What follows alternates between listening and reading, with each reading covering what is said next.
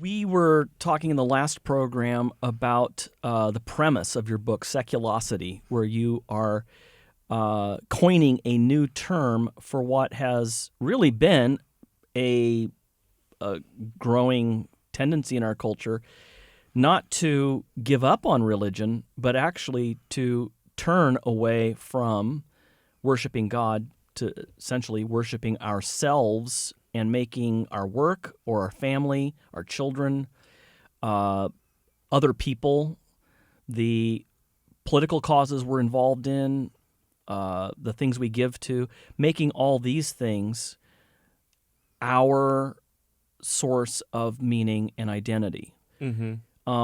How do we do that? What happens particularly in marriages when we do this? Well, I think it was Ernst Becker who wrote The Denial of Death, a really snappy, upbeat book. But he said that when people, lose hearts or lose their faith in God, that the first place they turn is to find that same salvation, in fact, in another person, to find their righteousness, to find their enoughness, to find their value. And so, the idea that another person can complete you.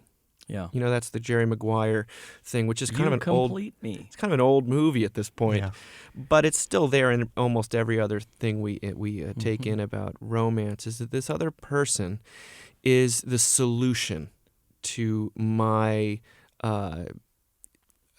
problems or my sort of sense of life and my what we call sort of the God-shaped or sin-shaped hole in my life, that this other person is going to fulfill me and going to really be the root to my redemption. And that is a horrible thing to put on another person. I mean, I want another person to do that. I just don't want to have to do that for someone else. Yeah. Exactly.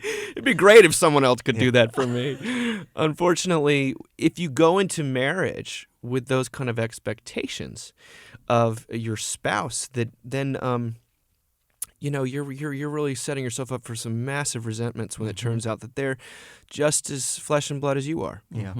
You talk about soulmate. You hear it all the time, of course, even in the church.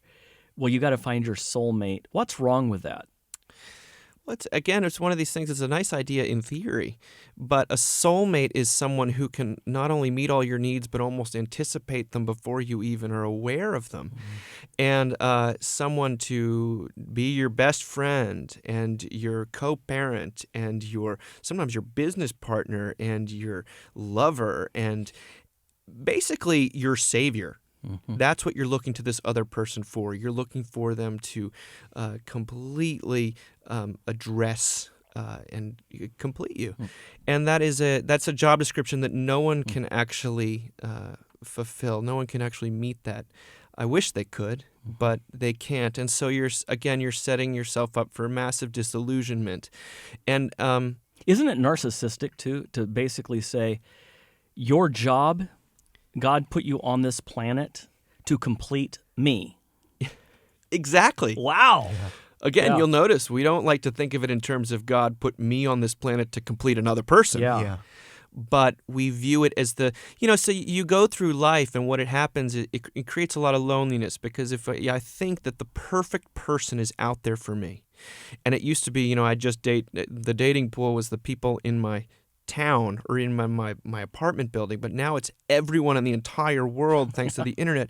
If we think that there's one perfect person, Mrs. Right or Mr. Right, and everyone else is a waste of our time, well, that puts a lot of pressure on that first date, guys. I mean, that's right. And on that person. On that person. And you also imagine the tragedy of, say you do get together with your soulmate and then it doesn't work out. Right. Well, then what does that say for the rest of the relationships that you have after that? And isn't that what we do with idols? Our tendency is to put them up on a pedestal, and then when they don't do what they advertised, we just sweep them off the pedestal, dashing them into 1,000 pieces. I think, well, you see that, and you see that in the loneliness, because One of the reasons I wrote this book is because you're all not only seeing anxiety on the increase, you're seeing loneliness on the increase. And I think a little bit of this has to do with the fact, if I do have to, by the way, be that perfect person for someone else, well, then I'm just going to withhold the less than savory parts of myself. I'm going to curate what you get to see about me. But as we know, eventually, human beings being what they are, the boys in the basement are going to come out. And when that happens, there's sometimes an explosion, and the more we suppress this stuff, often the worse it gets. And so, the chapter on romance here is not in any way to deny the beauty of romance, and there's even a transcendent sort of thrill to it. And I don't want to say that there's not. It's when we turn to that other person to do for us all the things we used to turn to God for, that we actually diminish the beauty of romance and the way that relationships can actually be the source of enormous amounts of giving to the world and service and mutual love and these things. Because they're not the end. Because they're not the end, yeah.